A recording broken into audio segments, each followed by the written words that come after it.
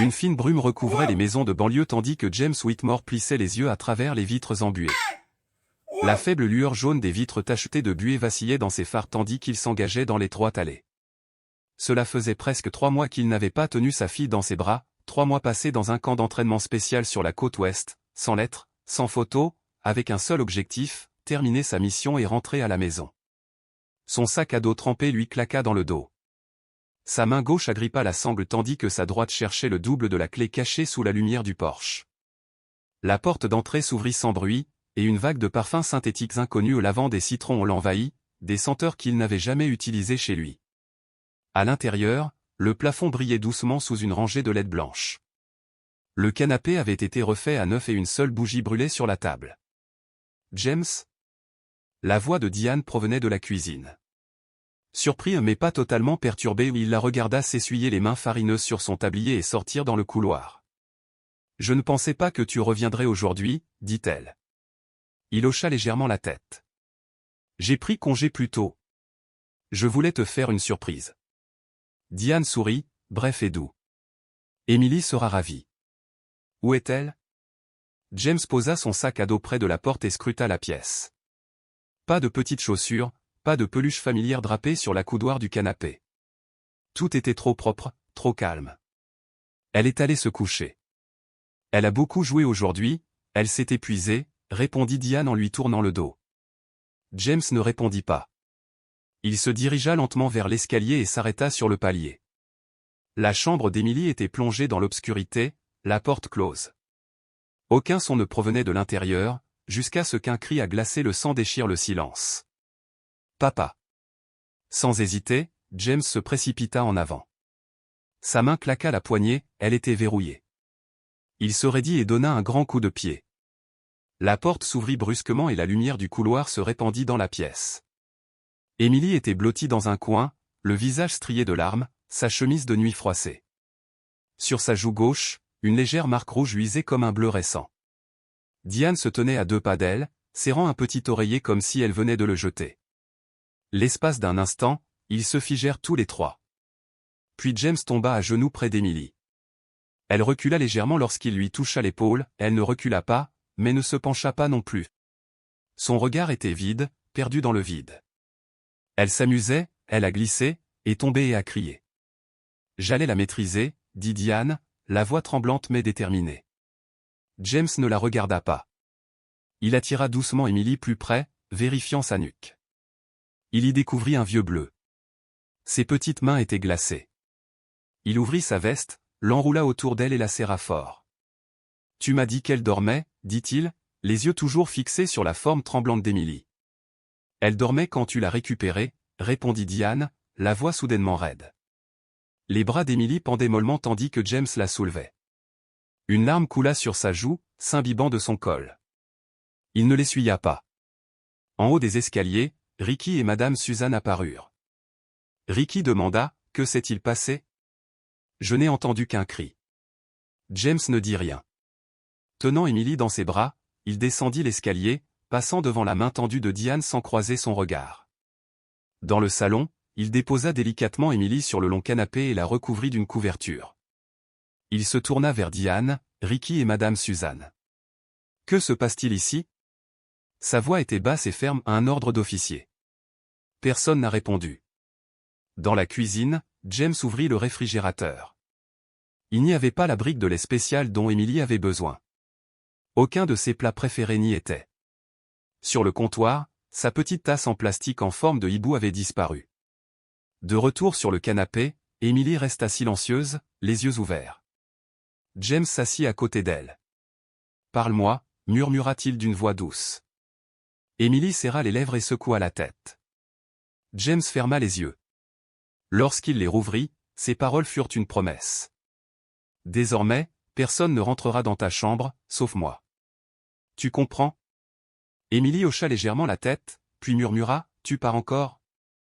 Cette question le transperça profondément. Il déglutit avec difficulté. « Non, dit-il fermement. Je reste. Je ne laisserai plus personne te faire du mal. » Il ne savait pas alors que le vœu final de ce père marquerait le début d'une douleur si cruelle qu'il n'aurait jamais pu l'imaginer. Cette nuit-là, Emily s'endormit sur le canapé, la tête posée sur son bras. De temps à autre, elle bougeait, mais ne criait jamais. James ne dormait pas, sa main restait posée sur son épaule, ses yeux fixés sur son petit visage où la marque rouge s'était estompée en un bleu pâle. Avant l'aube, il la porta à l'étage, alluma la lumière tamisée de la chambre et l'aborda dans son lit. Il approcha une chaise, glissa sa main sous la couverture et examina attentivement ses coudes, ses mollets, ses poignets et la base de son cou. Juste en dessous de son poignet gauche, il y avait un bleu récent verdâtre violet, jaunissant sur les bords. Près de la naissance des cheveux, une légère marque ronde, comme une égratignure. James retint son souffle, puis retira lentement sa main.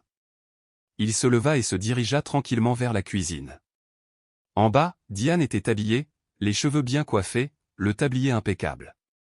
Ricky était assis à la table, vêtu d'un sweat à capuche gris, les pieds posés sur la chaise d'en face, et mangeait des céréales. Madame Suzanne lui servit du café avec un petit sourire désinvolte. « Tu veux du café, Diane » demanda Madame Suzanne en déposant des tranches de pain dans une assiette. James s'appuya contre l'encadrement de la porte. « Emily dort encore » demanda Ricky, la bouche à moitié pleine. « Elle est fatiguée » dit James, les yeux rivés sur les mains de Diane tandis qu'elle coupait du beurre. « C'est quoi ce bleu sur sa joue » demanda-t-il à voix basse. Diane marqua une pause, puis continua comme si elle n'avait rien entendu. « Elle est probablement tombée hier, tu sais comme elle court toujours partout. Je te l'ai déjà dit. » Le regard de James se durcit.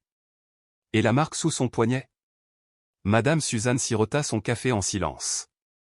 Diane se tourna enfin vers lui, l'air neutre. « C'est vieux, peut-être de l'école. Ou peut-être d'avant, quand la gouvernante était encore là, ajouta-t-elle en haussant les épaules, comme si cela expliquait tout. Ce matin-là, James emmena Emily à l'école maternelle, comme toujours. Elle était assise tranquillement sur le siège passager, serrant contre elle le petit ours en peluche qu'il lui avait offert pour son 4e anniversaire, la seule chose à laquelle elle tenait fermement. À l'école en briques rouges, dont le jardin était encore humide de la pluie de la veille, il la conduisit sur les marches. Bethany, l'enseignante, bloc-notes à la main, leva les yeux. Son expression changea un instant en voyant James. « Bonjour, Emily » dit-elle doucement. Elle s'agenouilla doucement pour soutenir le regard de sa fille. Emily ne répondit pas. Elle se contenta d'un léger hochement de tête, son regard se détournant de celui des autres. James posa une main ferme sur l'épaule d'Emily et se pencha vers elle. « Entre, ma chérie » dit-il doucement. « Je vais juste parler un peu à mademoiselle Bethany, puis je viendrai te chercher. » Emily hocha légèrement la tête et se glissa dans la salle de classe. Lorsque la porte se referma derrière elle, James reporta toute son attention sur Bethany. « Mademoiselle. » Commença-t-il d'un ton calme, « Pendant mon absence, avez-vous remarqué quelque chose d'inhabituel chez Emily? Des changements dans son comportement ou dans ses interactions avec les autres ?» Bethany se déplaça, replaçant une mèche de cheveux derrière son oreille et ajustant ses lunettes. « Elle est plus silencieuse que d'habitude, » admit-elle. « Elle reste seule, dessine beaucoup, mais ne partage pas ses photos. Elle sourit moins non plus. »« Moins souriante, elle dessine seule » répéta James sans la quitter des yeux. « Tu crois que quelque chose lui fait peur ?» Bethany jeta un coup d'œil vers la fenêtre de la classe, puis de nouveau vers James, les sourcils froncés. « Il y a quelque chose qui cloche, mais je n'arrive pas à le dire. » Elle réagit à peine quand les autres enfants la taquinent ou la bousculent, mais ces derniers temps, elle sursaute au moindre bruit. La voix de James baissa, plus aiguë. « As-tu déjà vu des bleus ou quelque chose d'inhabituel sur son corps ?» Bethany hésita. « Un jour, j'ai remarqué une petite égratignure au poignet et une marque rougeâtre sur la nuque. J'ai posé des questions, mais mademoiselle Diane m'a répondu qu'elle était simplement maladroite, qu'elle trébuchait toujours sur les chaises et les bureaux. »« Tu crois ça ?» coupa James, plus fermement qu'avant. Bethany soutint son regard un instant, puis secoua la tête presque imperceptiblement. « Je ne sais pas » murmura-t-elle. « Je ne peux pas me mêler des affaires de famille. » James hocha lentement la tête, l'air indéchiffrable. Il sortit une carte de visite de son portefeuille, la retourna et y inscrivit un numéro à l'encre. « Si quoi que ce soit d'autre se présente ou quoi que ce soit, appelez-moi. » Il lui glissa la carte dans la main, ferme mais douce, puis se retourna et s'éloigna à grands pas. Cet après-midi-là, sur le chemin du retour, il s'arrêta dans un parc et acheta 2 cornets de glace. La brise fraîche les empêcha de fondre trop vite, mais Émilie ne toucha pas au sien. Elle se contenta de le fixer. Fatigué, demanda-t-il, sans s'attendre à une réponse. Non, dit doucement Émilie. James la regarda dans les yeux. Ta belle-mère t'a fait du mal? Émilie hésita, puis secoua la tête, puis acquiesça. James ne dit rien de plus. Il resta assis à côté d'elle, silencieux. Au bout d'un moment, elle baissa les yeux sur ses mains et murmura « Ma belle-mère ne m'aime pas. Mais grand-mère a dit que si je te le disais, tu partirais et ne reviendrais jamais. » James se tourna complètement vers elle, le regard fixe. « Qui t'a dit ça? » Grand-mère, et ma belle-mère aussi, avoua Émilie en le regardant dans les yeux pour la première fois de la journée. J'ai peur que si je dis la vérité, tu disparaisses. James expira doucement et posa sa glace intacte sur le banc. Il passa un bras autour de ses épaules. Émilie ne se pencha pas, mais ne s'écarta pas non plus. Écoute-moi, murmura-t-il près de son oreille. Quoi qu'il arrive, quoi qu'on dise, je ne vais nulle part. Même si tu es en colère ou que tu ne veux pas parler, je serai toujours là. Émilie fit un petit signe de tête, si léger qu'il semblait qu'elle retenait encore son propre espoir. Le lendemain matin, James annula son retour à l'unité. Il envoya un courriel demandant 7 jours de congé, sans donner de raison, simplement qu'il avait besoin de repos. Il passa toute la matinée à l'étage, la porte entr'ouverte, à écouter, chaque pas, le roulement doux d'une valise, le tintement des cuillères dans la cuisine en contrebas. Vers 11h30, il entendit les pantoufles d'Émilie s'agiter près de la cuisine, puis la voix basse de Diane, « Tu salis encore le sol? Jusqu'où veux-tu me pousser ?» Le silence s'éternisa, puis le ton de Diane se durcit. « Tu as de la chance de pouvoir encore manger, t'habiller, vivre dans cette maison. La mort de ta mère a été la meilleure chose qui te soit arrivée. » Son cœur battait fort. Il resta immobile, à l'écoute. La réponse d'Émilie n'était qu'un murmure, « Je suis désolé, je l'ai déjà nettoyé. » Non, tu ne l'as pas fait, la voix de Diane était froide comme la pierre, « Va chercher un chiffon, à genoux, nettoie. » Une porte de placard s'ouvrit en grinçant, une serviette bruissa, puis la voix moqueuse de Ricky, et, le monstre sous le lit a faim. Si quelqu'un désobéit, il vous mordra les jambes. Émilie murmura, « S'il te plaît, ne le fais pas. » Je plaisantais, se moqua Ricky. Vraiment, dit-il, les yeux brillants de menace. Tu as peur, hein? Je pensais que tu étais habitué maintenant. James se leva silencieusement et descendit l'escalier en rampant, agrippé à la rampe, les jointures blanches. Il s'arrêta devant la porte d'Émilie, l'entr'ouvrit de quelques centimètres, puis entendit un léger sanglot. Il entra et s'éclaircit la gorge. « Papa est rentré, dit-il d'une voix calme mais autoritaire. Ricky se leva d'un bond. « Oh, tu es debout. » Je la surveillais juste pour Diane. Elle a renversé de l'eau, alors je lui ai dit de nettoyer. Je plaisantais, je ne pensais pas qu'elle gèlerait comme ça. James bloqua la porte sans un mot, les yeux rivés sur Ricky pendant 2 longues secondes, puis le dépassa. À l'intérieur, Émilie était agenouillée dans un coin, un chiffon sale à la main. Son pyjama était froissé, ses cheveux en bataille, et ses mains rouges et rugueuses à force de frotter. Diane la suivit, feignant l'inquiétude. Que se passe-t-il? Je ne savais pas que Ricky était là, il a dû la voir renversée et est venu la taquiner. Tu sais comment il est. James resta silencieux. Il s'agenouilla près d'Émilie et lui prit doucement la main. Elle ne broncha pas, baissa simplement les yeux. Ça va, mon cœur? Sa voix était rauque. Émilie hocha la tête, lentement, mécaniquement, comme si elle apprenait le mouvement. James serra les poings, puis se leva. Il fusilla Diane du regard. Sortez, tous les deux. Diane marqua une pause et haussa les épaules. D'accord. Mais n'oublie pas, parfois, elle imagine des choses, c'est ce que le thérapeute a dit. Ricky eut un sourire moqueur. Les enfants de nos jours, ricana-t-il. Diane et Ricky partirent sans un mot. Lorsque la porte se referma, James s'assit en face d'Émilie, lui laissant de l'espace. Il parcourut du regard sa petite chambre rose pâle, les murs étaient nus, les dessins joyeux avaient disparu. Au pied du lit gisait une peluche déchirée, dont le rembourrage dépassait. Il la ramassa et trouva des papiers pliés à l'intérieur. Le premier était un dessin au crayon représentant une maison, 3 bonhommes allumettes, un homme, un enfant et une femme sans visage. Le second, dessiné au crayon tremblant, portait l'inscription « Ne le dis pas à James ». James plia les billets, les rangea dans sa poche et tendit à nouveau la main vers Emily. Elle croisa son regard, et il sut que rien ne l'empêcherait de découvrir la vérité. Il glissa les papiers dans la poche de sa chemise. Lorsqu'il se retourna, Emily était toujours là, immobile. Il s'assit à côté d'elle, prenant soin de ne pas la toucher. « Si tu veux aller quelque part, murmura-t-il, dis-le-moi. N'importe où. » Emily tourna lentement la tête. Son regard avait perdu l'étincelle qu'une enfant de 5 ans devrait avoir. Elle ne répondit pas, mais pour la première fois, elle se rapprocha de lui, de quelques précieux centimètres. Ce petit mouvement suffisit à James, quelque part dans l'ombre de son esprit, subsistait une lueur d'espoir. Avant que l'aube ne perce complètement la brume matinale, James s'éclipsa de la maison. Il dit à Diane qu'il avait une urgence à régler sans explication, sans détail. Elle hocha simplement la tête, l'air étrangement soulagé. Emily était allongée sous son épaisse couverture, immobile, ou peut-être encore endormie. Son premier arrêt fut chez Madame Charlotte, la voisine âgée juste derrière le mur du fond. Elle jeta un coup d'œil à travers le rideau et ouvrit la porte, la surprise se lisant sur son visage ridé. « Oh, James, ça fait un bail. J'ai quelques questions, dit-il en la regardant dans les yeux. J'espère que tu seras honnête. » D'une main tremblante, elle versait du thé dans le salon.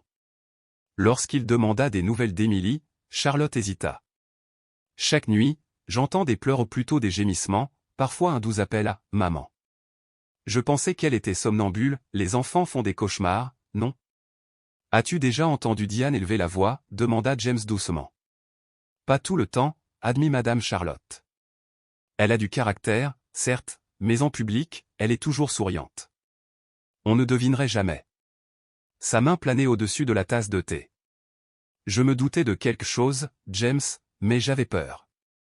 Il la remercia et se leva. Alors qu'il se retournait, Charlotte lui prit la main.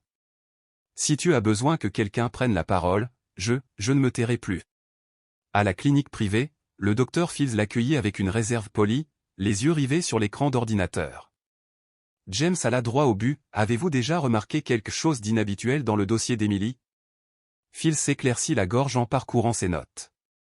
Elle est sujette à de légers maux de gorge, un cas d'irritation cutanée, mais rien qui suggère une maltraitance. Chaque fois que Diane l'amenait, elle décrivait les symptômes avant même que je puisse poser la question. Elle parlait au nom d'Emily, présentée comme la mère idéale, confiante, informée. Je n'ai pas le droit d'interroger un parent. James serra le poing à ses côtés, puis le laissa retomber. Vous êtes médecin, vous avez le droit de poser des questions. Fields n'a pas donné de réponse. Cet après-midi-là, James rentra chez lui et resta assis dans sa voiture, l'esprit embrouillé par les esquives de Charlotte et le silence prudent du docteur Fields. Personne n'avait rien fait. Il déverrouilla son téléphone pour consulter ses notes et trouva un email non lu provenant d'un expéditeur anonyme. Pour le vrai père. Demandez à Emily quel est le coin du placard où elle se cache chaque nuit. Aucune signature, aucune pièce jointe, et pourtant chaque mot le blessait plus profondément que n'importe quelle lame. Il éteignit le téléphone et se dirigea droit vers la chambre d'Emily. Elle rougissait, la tête baissée, et ne leva pas les yeux lorsqu'il entra. « Emily, dit-il doucement en s'asseyant à côté d'elle, papa a quelque chose à te demander. Y a-t-il quelque chose de spécial dans ce coin de ton placard ?» Ses yeux s'écarquillèrent, ses pupilles tremblant légèrement. Elle ne parla pas, mais pour la première fois, son petit visage exprima la panique, une réponse plus douce que n'importe quelle parole. Ce soir-là, il avait fait le tour du quartier sous la faible lumière des lampadaires, escaladé la clôture qu'il avait réparée l'année précédente et s'était glissé par la fenêtre du débarras qu'il savait déverrouiller. Chaque pas dans la maison obscure était guidé par la mémoire, et non par la vue. Il entendait la respiration rauque d'Emily, pas de cris, pas de voix, juste un léger gémissement. Dans sa chambre, il la trouva sous la chaise du bureau, serrant contre lui un ours en peluche dont le ventre avait été ouvert. Il s'assit près d'elle, posant doucement sa main sur son dos. « Non, murmura-t-il, jamais. Quoi qu'il arrive, je ne serai jamais en colère. Je suis là. » Emily se pencha vers lui, pressant sa petite tête contre son épaule. Elle tremblait, mais ne pleurait pas, agrippant son manteau comme pour le retenir à ses côtés. Après l'avoir bordé en toute sécurité, James activa l'enregistreur de son téléphone non pas pour entendre ses paroles, mais pour le silence entre eux, plus fort que n'importe quelle confession. Il ferma doucement la porte et appela, « J'ai besoin de matériel et peut-être d'un mandat de surveillance. » « C'est réel, Marcus, c'est ma fille. » Alors que le vent nocturne charriait la fine fumée de la cigarette qu'il n'avait même pas fumée, James savait qu'il ne pouvait plus faire marche arrière. Non pas par colère, mais pour l'enfant de 5 ans qui avait appris à se cacher dans un placard sombre juste pour se sentir un peu plus en sécurité. Alors qu'il était en mission d'infiltration, Marcus se pencha sur la table défoncée et disposa 3 petits objets, un chargeur avec microphone dissimulé, une caméra de la taille d'un bouton et une minuscule puce d'enregistrement intégrée dans la tête d'un ours en peluche. « Celui-ci est pour Emily, » dit-il avec un sourire ironique en désignant l'ours. Quand elle le serre dans ses bras, il capte tout ce qui l'entoure.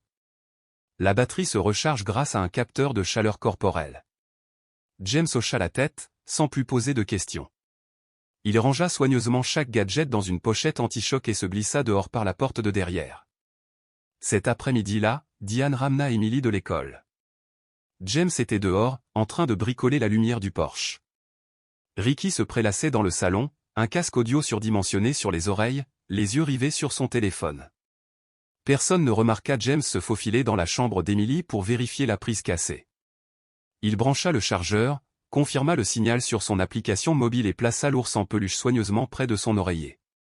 L'opération dura moins de 8 minutes. Le dîner se déroula dans un calme étrange. Diane plaisantait en remuant les spaghettis, les plats préférés de James, sur la cuisinière. Ricky traînait les pieds pour faire la vaisselle, et Emily restait assise si silencieusement à table que cela semblait presque étrange.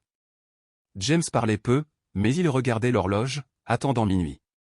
À 2 heures du matin, la maison était baignée par la seule lueur de l'écran du téléphone de James. Le premier fichier audio venait de se télécharger. Il brancha son casque et appuya sur lecture. Des pas, puis un léger gémissement d'Emily. La voix de Diane perça, aiguë et cristalline, « Tu renverses encore l'eau, hein? Combien de fois vais-je devoir te répéter que tu es inutile, comme la catin qui t'a donné naissance ?» Une claque, forte et claire. Emily ne pleurait pas et ne suppliait pas, seulement le son de sa respiration saccadée et tremblante. Puis la voix de Ricky retentit, basse et menaçante, « C'est notre petit secret, tu te souviens? Quiconque le révèle sera emporté par le monstre. » Emily resta silencieuse, le silence s'étirant entre eux, jusqu'au cliquetis lent et sec d'une porte qui se referme. James retira son casque et se redressa brusquement dans son lit, le cœur battant la chamade. Il alluma une petite lampe, ouvrit l'application de surveillance et observa la caméra en vision nocturne, elle filmait la chambre d'Emily depuis le coin, près de sa tête de lit. Les visages n'étaient pas nets, mais le timing était parfait. Il appela Marcus. « J'ai besoin que tu entendes ça. J'ai hâte. » À l'autre bout du fil, Marcus servit du café. Il écouta l'extrait, silencieux un instant, tendu, puis dit d'une voix basse et ferme, « C'est suffisant pour commencer, mais pas pour condamner. Diane prétendra qu'elle ne fait que punir un beau-fils, et Ricky dira que c'est une plaisanterie. Tu sais comment ça se joue. » James pressa ses doigts sur son front. « Alors, qu'est-ce que je fais? » « Attends que. » Patience et précision, coupa Marcus. « Si tu bouges maintenant, ils disparaîtront et emmèneront Emily avec eux. Je l'ai vu arriver. » Silence. La main de James se serra. « D'accord. Je vais nettoyer et ranger les preuves. Ensuite, je ferai comme si de rien n'était. Je souris, je dîne, je remercie, et je continue à enregistrer. » Le lendemain, James s'assit pour dîner en famille. Il raconta une vieille blague militaire qui fit rire Ricky, et Diane remplit même son verre de vin. Emily s'assit à côté de lui, silencieuse, mais jeta un coup d'œil à son père, non pas pour le supplier, mais pour attendre. Cette nuit-là, Emily parla dans son sommeil. James, lisant le journal dans sa chambre, l'entendit gémir. Il ouvrit la porte et entra. « Papa est là, » murmura-t-il. Emily se retourna, toujours endormie, la voix tremblante, « Monsieur Ricky a éteint la lumière, il ne me laissait pas respirer. J'avais peur. Je n'osais pas crier. » James serra les poings. Il ne la réveilla pas, mais dans son esprit, une décision jaillit, nette et irréfutable. Le lendemain matin, il installa une petite caméra sous la table à manger et une autre dans le stylo plume qu'il portait toujours sur lui. Chaque fois que Ricky entrait dans la chambre d'Emily, James notait l'heure. Chaque fois que Diane criait, il enregistrait son ton et son attitude. Chaque nuit, il chiffrait les données et les envoyait à Marcus, les stockant sur 2 disques durs distincts, dont l'un était enfermé dans un coffre-fort bancaire au nom de Marcus. Emily l'ignorait. Diane l'ignorait. Ricky l'ignorait. James était devenu un homme à 2 visages, un père discret le jour, une sentinelle silencieuse la nuit. Après minuit, seul dans sa voiture, James écoutait le 3e enregistrement où Emily respirait doucement tandis que Ricky chuchotait à propos du monstre sous le lit. Il savait qu'il atteignait ses limites. Non pas faute de preuves, mais parce que chaque seconde d'attente était un jour de plus pour Emily, qui vivait dans une peur indicible. Cet après-midi-là, James conduisit Emily chez grand-mère Charlotte, expliquant à son père qu'il devait s'occuper d'une mission hors de l'État pendant quelques jours. Charlotte le regarda simplement dans les yeux, hocha la tête et prit la main d'Emily. La petite fille entra sans un regard en arrière, comme si elle pressentait déjà le changement. Alors que la voiture s'éloignait, James garda la vitre relevée, concentré sur la route. À son oreille, la voix de Marcus grésillait, « Tu peux te reposer ». James ne répondit pas. Il entoura Emily de ses bras, le regard perdu dans le vide par la fenêtre. Plus personne ne parla, mais une vérité s'imposait, aujourd'hui, le silence avait enfin été brisé, non par des cris, mais par le bon geste au bon moment. Une enfant incapable de trouver les mots pour exprimer sa douleur, un père convaincu de ne jamais pouvoir pardonner et une femme qui n'avait jamais appris à aimer s'étaient enfin retrouvés dans un moment qui se passait de mots. L'audience du tribunal de comté se tenait dans une petite salle d'audience peu remplie. Dehors, une bruine constante tombait dans l'air froid, mais à l'intérieur, tous les regards étaient rivés sur 3 silhouettes, Diane, Ricky et Suzanne. Diane était assise, immobile, les cheveux soigneusement attachés en arrière, les mains tremblantes bien qu'elles ne fussent pas menottées. Ricky s'agitait, visiblement peu habitué au silence d'une salle d'audience. Suzanne, autrefois celle qui contrôlait toutes les conversations, restait assise en silence, évitant le regard de tous. James était assis au 2e rang, juste derrière le procureur. Emily était à la maison avec grand-mère Charlotte, comme sa thérapeute l'avait conseillé. Dans sa plaidoirie, le procureur a lu des enregistrements audio, des photographies des blessures et le journal de bord d'Emily. Il ne s'agit pas d'une affaire de malveillance soudaine, a-t-il déclaré d'une voix ferme, mais d'un silence prolongé, d'une chaîne de négligence, de maltraitance et de dissimulation, dont la seule victime était une enfant sans voix. Le juge regarda Diane droit dans les yeux. Sa voix était calme. Diane Lambert, en tant que tutrice légale, vous êtes condamnée à 4 ans de prison ferme pour maltraitance avérée sur mineur. Il se tourna vers Ricky. Richard et Ricky O'Morgan, vous êtes reconnus coupables de harcèlement moral sur mineur, avec menaces et intimidation. Vous êtes condamnés à 18 mois de prison avec sursis. Enfin, il s'adressa à Suzanne. Suzanne Lambert, bien que vous n'ayez pas commis de violence physique, le tribunal vous déclare coupable d'incitation et d'incitation volontaire à la violence conjugale. Vous êtes condamné à 2 ans de sursis avec interdiction de tout contact avec votre petite fille ou d'autres mineurs. Des larmes coulèrent sur les joues de Diane. Elle ne protesta ni ne supplia, ses épaules s'affaissèrent simplement, comme si elle ne pouvait plus se tenir droite. Quelques jours plus tard, Emily reprit sa thérapie avec James. Lorraine, la psychologue aux cheveux argentés dont la voix était douce comme du papier de soie, sortit de l'arrière-salle et leur adressa un léger signe de tête. Sans un mot, elle ouvrit la porte et James suivit Emily à l'intérieur. « Je veux dessiner aujourd'hui », dit doucement Emily. Sa voix était lente, mais la peur ne laissait plus de place à ses tremblements. James était assis dans un coin de la pièce, ni trop près ni trop loin, les mains posées sur ses genoux, veillant à ne pas perturber le silence fragile qui s'installait entre eux. Emily prit un crayon marron, puis un vert, puis un orange pâle. Sur le papier, une image commença à prendre forme, une maison au toit de tuiles rouges, une petite cheminée projetant une fine traînée de fumée dans le ciel, des rideaux violets aux fenêtres et un jardin avec 2 pommiers. Une balançoire en pointillé était suspendue sous eux, et 2 silhouettes étaient assises sous les arbres, l'une grande aux cheveux noirs, l'autre petite, appuyée sur l'épaule de la plus grande. Lorraine attendit qu'Emily pose son crayon, puis demanda doucement, « Qui sont-ils, mon cœur ?» Emily pencha la tête, puis regarda James. Une lueur brilla dans ses yeux. « C'est la maison. C'est moi et papa. » James déglutit difficilement, ne dit rien et sourit doucement, une main sur son genou, l'autre serrée sur ses genoux. Les jours qui suivirent passèrent doucement, comme si l'air de la maison avait appris à se calmer. James commença à se lever plus tôt. il réchauffait le lait d'Emily à la température exacte recommandée par le médecin, s'entraînait à faire des toasts juste assez croustillants sans brûler les bords. Il avait été soldat des forces spéciales, mais n'avait jamais cuisiné pour personne ni lu les étiquettes de dentifrice pour une enfant de 6 ans. L'après-midi, il conduisait Emily à l'école dans leur pick-up. Le soir, il jouait à des jeux de lettres avec des tuiles en bois ou coloriait simplement ensemble en silence. James ne lui demandait jamais si elle se souvenait de quoi que ce soit, ne la poussait jamais à pardonner, il était simplement présent, chaque jour. Une nuit pluvieuse, après avoir terminé La petite fille et le forestier silencieux que Emily avait choisi à la bibliothèque de l'école, James referma la couverture et se leva. Emily le tira par le bras, d'une voix à peine murmurée. « Papa ?» Il se retourna, attendant. « Tu restes, n'est-ce pas ?» James ne répondit pas immédiatement. Il s'approcha, s'assit près du lit et posa sa main sur la couverture qui recouvrait la sienne. « Je ne vais nulle part, même si tu es triste, en colère ou silencieuse. Je reste. » Emily hocha la tête et, pour la première fois, remonta la couverture jusqu'à ses épaules. Un petit sourire frémissait sur ses lèvres, comme la surface d'un verre d'eau effleurant une brise passagère. Le lendemain matin, James réparait un robinet qui fuyait lorsqu'Emily fit irruption, une feuille de papier à la main. Sans un mot, elle grimpa sur une chaise, scotcha le dessin au réfrigérateur et sauta à terre. James s'essuya les mains et s'approcha. L'image représentait 2 personnes debout sous la pluie, James en manteau, Emily tenant un parapluie. À leurs pieds, une flaque d'eau, entourée de lignes obliques suggérant le vent.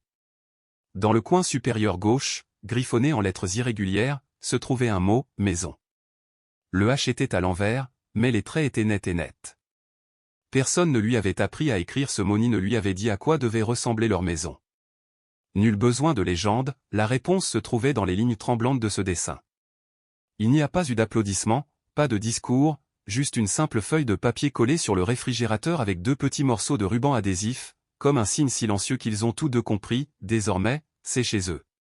L'automne arriva, et les feuilles rouges flottaient sans cesse sur la route de banlieue. La brise était légère, pas de pluie, mais le ciel couvert ralentissait un peu le rythme. James sortit du quartier général, une enveloppe marron portant 2 mots manuscrits, Emily Jane.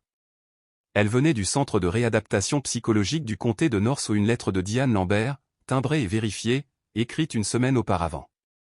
James la lut une fois, puis la plia. Il ne la déchira ni ne la jeta, il la gardait dans le tiroir à côté de son lit. Chaque soir, il l'ouvrait, non pas pour la relire, mais pour se rappeler qu'elle était toujours là. L'écriture de la lettre de 3 pages restait ferme, même si elle tremblait parfois. « S'il y a une autre vie, » avait écrit Diane, « tout ce que j'espère, c'est que tu n'appelleras jamais personne d'autre que ta mère biologique, maman. Mais si tu pouvais m'appeler ainsi une fois, juste une fois, je ferais tout ce chemin pour le mériter. » Diane ne cherchait aucune excuse ni ne demandait pardon, elle racontait simplement la vie au centre, le groupe de thérapie et les nuits blanches où elle voyait la petite fille dans ses rêves, tenant ce vieil ours en peluche et l'observant en silence. James ne savait pas quoi faire de la lettre. Emily n'avait jamais posé de questions sur Diane, n'en avait jamais parlé. Le docteur Lorraine avait dit, rien ne presse, un enfant n'a pas besoin de toute la vérité d'un coup. Mais un jour, elle aura besoin de l'entendre, d'une voix honnête, sans amertume. Un samedi matin, James réparait la voiture au garage. L'air était frais, une voix basse à la radio annonçait le trafic. Emily était à l'intérieur, dessinant des maisons avec des portes, des arbres et des fenêtres, fini les pièces sombres, fini les recoins cachés. Vers midi, la sonnette du portail retentit. James sortit. Emily était déjà là, les mains sur les hanches, la queue de cheval légèrement de travers, les joues roses de froid. Le portail s'ouvrit et elle courut vers lui, les bras grands ouverts. « Tu as 5 minutes de retard, » fit-elle semblant de le gronder. James rit doucement. « J'ai grillé un feu rouge. » Emily lui prit la main, ne dit rien, et ils rentrèrent ensemble dans la maison. Derrière eux, le portail se referma avec un grincement familier, un bruit qui semblait froid autrefois, mais qui ne l'était plus. Ce soir-là, Emily prit son dernier dessin et le scotcha au mur, à côté du réfrigérateur. Il représentait une maison éclairée, la porte grande ouverte. Dans la cour se tenaient 2 silhouettes, l'une grande, l'autre petite, sous un pommier planté de fruits. Sur un banc de pierre se trouvait une lettre tracée en gris pâle. James la regarda, mais ne posa pas de questions, Emily ne donna aucune explication. Tandis qu'il se retournait pour verser de l'eau, elle dit doucement, « Je pense que si quelqu'un s'est trompé de chemin pendant un moment, mais veut revenir, alors la porte devrait être ouverte. » James posa le verre et s'immobilisa. « Tu as raison, dit-il. Mais toutes les portes n'ont pas besoin de s'ouvrir immédiatement. Certaines ont besoin de temps, et de frapper au bon coup. » Émilie hocha la tête, puis courut dans sa chambre, ses petits pas résonnèrent uniformément sur le parquet.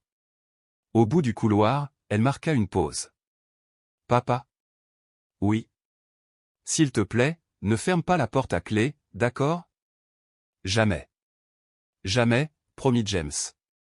La porte est toujours ouverte. » L'histoire de James et Emily ne se résume pas à une quête de justice, c'est un cheminement vers la confiance, ce don si fragile et pourtant si puissant que l'on retrouve dans chaque cœur.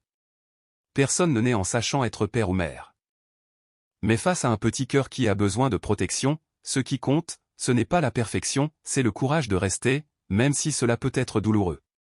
Que pensez-vous de cette fin? Si vous aviez été à votre place, auriez-vous donné cette lettre à Emily? Croyez-vous qu'on puisse racheter quelqu'un qui a fait souffrir? Et comment allez-vous ces derniers temps? Y a-t-il quelque chose qui vous maintient en vie, même lorsque vous êtes fatigué? Si vous traversez des jours calmes en ce moment, j'espère que vous savez que vous n'êtes pas seul. Quelqu'un, quelque part, attend toujours que vous ouvriez à nouveau votre porte. N'hésitez pas à partager vos impressions ci-dessous, je les lis toujours et je suis toujours à votre écoute.